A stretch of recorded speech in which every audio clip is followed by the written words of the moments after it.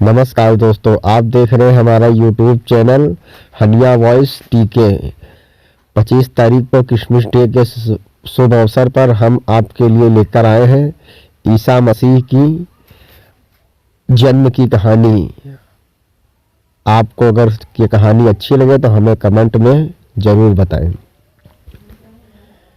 Christmas day, अगर हम कहानी के बारे में बात करें तो इसका सीधा संपर्क मैरी और यूसुफ के साथ जुड़ा हुआ है। एक दिन मैरी के सपने में एक भविष्यवाणी होती है कि वह एक ईश्वरीय अवतार लड़के को जन्म देगी जो आगे चलकर ईसाई धर्म का भगवान बनेगा। उसका नाम यीशु होगा। जिसके बाद मैरी काफ़ी डर गई, लेकिन उसे भगवान के ऊपर विश्वास था। आपको यह बात जानकर काफ़ी हैरानी होगी कि ईसा मसीह के माता पिता ने शादी नहीं की थी। दरअसल उन्हें एक दिव्य भविष्यवाणी हुई थी, उनके यहाँ ईश्वर का जन्म होगा। इनके पिता कारपेंटर का काम किया करते थे।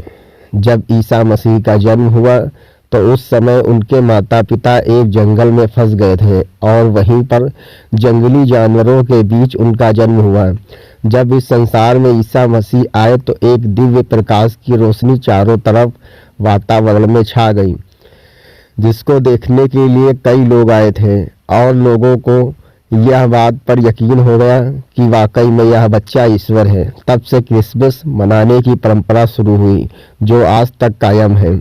जैसा कि आप लोग जानते हैं कि ईसा मसीह के जन्मदिन के संबंध में कई प्रकार की कहानियां बाइबल के अनुसार बताई गई हैं।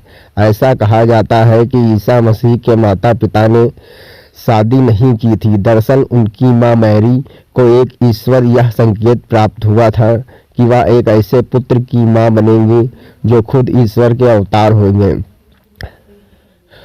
और साथ में बड़ा होता राजा बनेंगे और उनकी कोई भी सीमा नहीं होगी। सबसे महत्वपूर्ण बात कि वह मानवता की भलाई के लिए लगातार काम करेंगे। इसके बाद जिस रात जीसस का जन्म हुआ उस रात काफ़ी आंधी तूफान जैसे हालात हैं, जिसके कारण उनके माता पिता और माता मैरी संकट में फंस गए थे। उस समय उनके माता पिता मैरी और जोसेफ बेथलेहम जाने के लिए रास्ते में थे। उन्होंने एक अस्तबल में शरण ली जहां मैरी ने आधी रात को यीशु को जन्म दिया था तथा उसे एक नाद में लिटा दिया था और उसी रात उनका नाम यूसुफ पड़ गया। तभी से क्रिसमस मनाने की प्रथा का शुभारंभ हुआ। दोस्तों, आपको हमारी कहानी कैसी लगी हमें कमेंट बॉक्स में ज़रूर बताएं। धन्यवाद। जय